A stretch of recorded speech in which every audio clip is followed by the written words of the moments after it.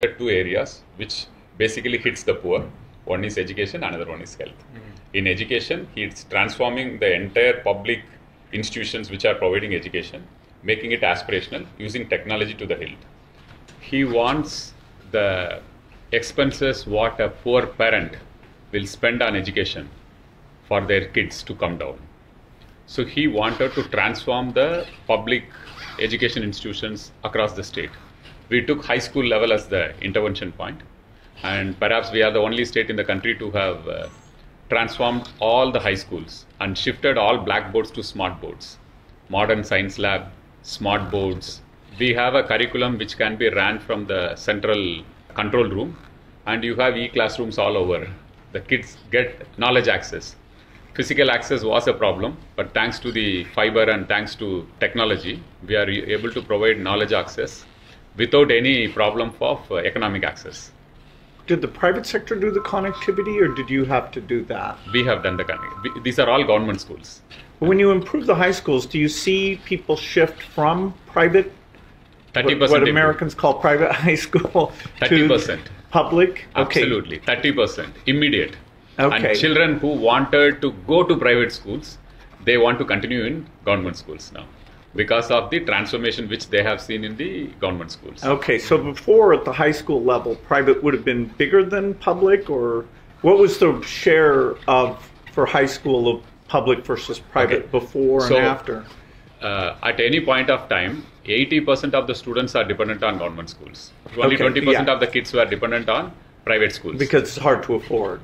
Hard to afford. So the chief minister wanted that if state has to move forward, these 80% kids who are dependent on government school should have knowledge access. So he used technology, he used smart classes to provide that knowledge access. Not only smart classrooms, but also he converted the entire ecosystem to make the kids to think big, be aspirational, to achieve bigger things. He basically used this as a tool to improve their self-confidence.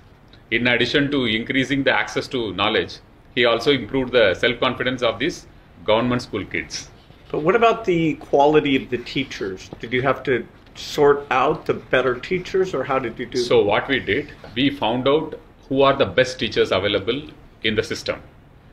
We re-engineered the curriculum using these best teachers and used smart classrooms to provide e-learning. Some teachers will be very good in the subject, but they won't be able to present it in such a way that the kids will be able to understand. So those things are taken care by standardizing the presentation format as well. So the content is modified to make it competitive, attractive for the kids, and the presentation also we have taken care. But did you have problems with teachers who weren't well trained or not showing up, and did you have to be tough on that, or not a problem? Actually, using incentives, we could motivate them to upgrade their skills. So not much turnover in the process? No, not much turnover. Okay. Our chief minister believes in taking the team along to a great extent. You motivate, you incentivize. In fact, we are spending about 150 crores just on incentives to teachers who are doing well and schools who are doing well. And in this whole process of school transformation, we involve the community to a great extent.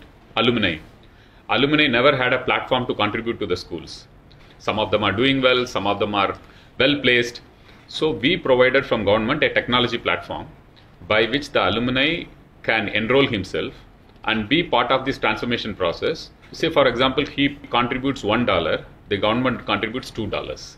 I see. Yeah, 1:2. So it's partly financial. Yes. Okay. But not only financial, if a alumni wants to take career counseling classes for the kids. Okay, so they can volunteer. Yeah, from the states they can do it, because you have digital classrooms now. From there he connects and he takes the classroom for the kids. They'll get inspired. Okay, from our village somebody is working in New York, and he comes and talks to us for 15 minutes every week. So they get inspired. So this entire intervention of school transformation, we can see from two angles. One is that it reduces the burden on the parents, poor parents. Their out-of-the-box expenditure comes down. And number two, you make these kids really aspirational using technology. That knowledge access, the barriers in knowledge access, we could successfully reduce it using technology. So now we are introducing at college level a smart card for the students who are in government colleges and also semi-aided colleges. This smart card, what it is going to do, we are going to study the entire ecosystem, education ecosystem, and see how this card, this smart card, he can use it to cross-subsidize his needs. Like for example, he has to get books, he has to get online access to literature, he has to get career counseling, he can learn spoken English, whatever is required to make that graduate a better competitive person. Through this card we are planning to intervene. And how the person recharges this card? He can recharge this card by doing activities which will help him. For example, he does extracurricular activities, sports, games, he gets some points. He does community activity, he gets some points.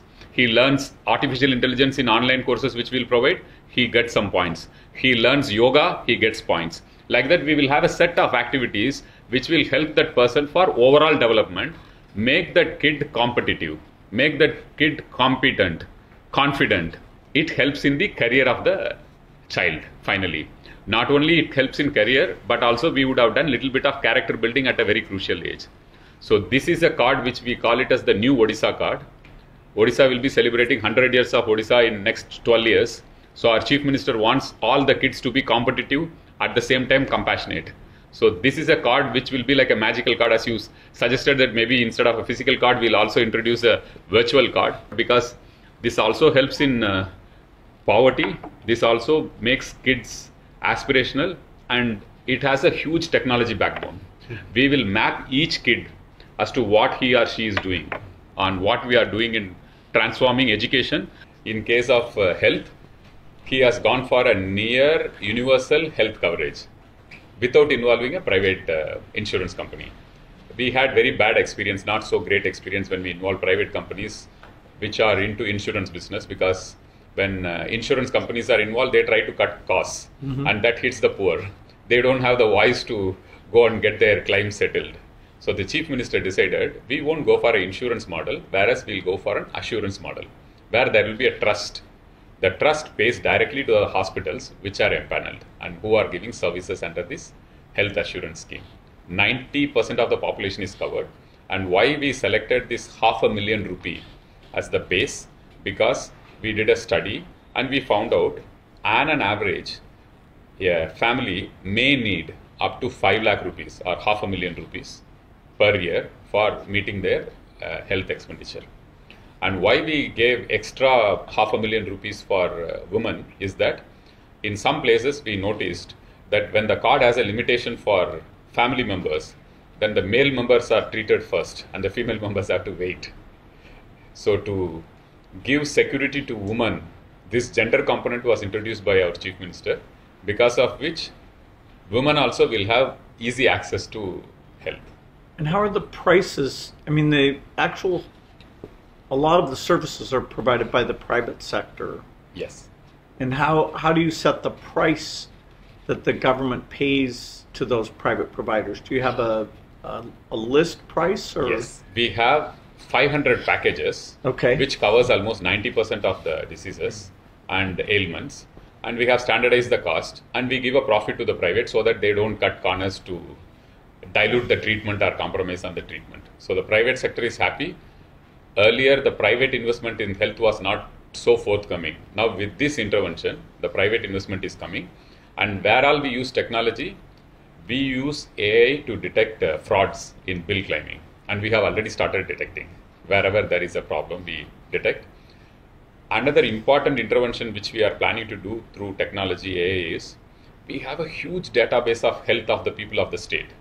We'll be able to note which part of Odisha suffers from which ailments and what are the preventive measures one should take, which age group is suffering from which ailment. So you have a scope for doing a lot of proactive interventions in a long-term basis and have a great impact on the overall health of the state. So two ways. One is, of course, to detect fraudulent bills, and the second one is you will have proactive health strategies, public health strategies. If we have AI for this health data, we have a huge pool of health data, varied health data. We have a variety of people, their genetic makeup will be different. So we'll have a huge data pool, and it's all online.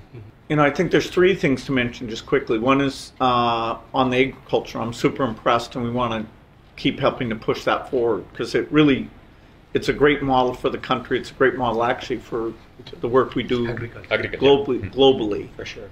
The toilet work, actually I was pretty impressed, the slum upgrading, and how can new technology come in to improve those toilets over time. So we'd love to do more on that. Okay.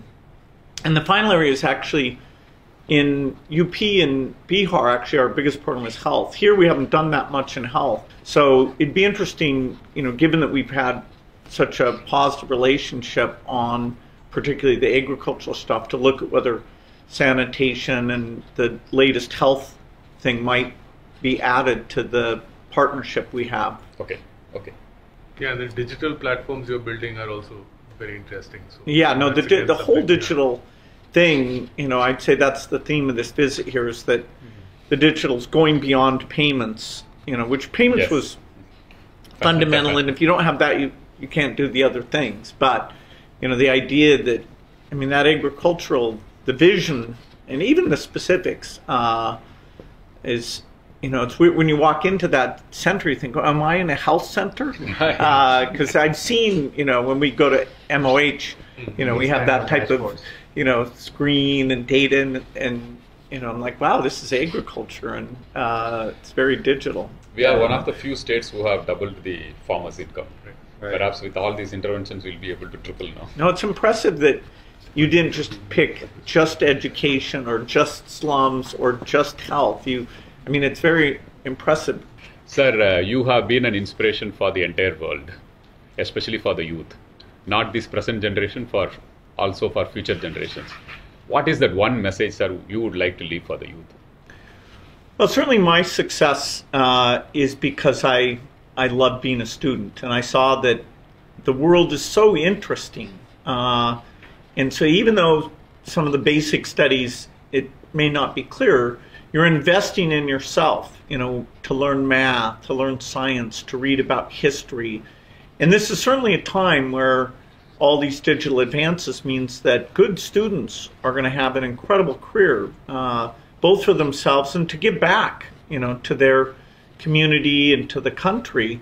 So, I would say, pursue your curiosity. The tools you can use now, both individually and in the classroom, have gotten so good that I envy students who are growing up now. They'll be able to learn even more than I did. So pursue your curiosity. Thanks, sir. You have always been an inspiration. Thank you.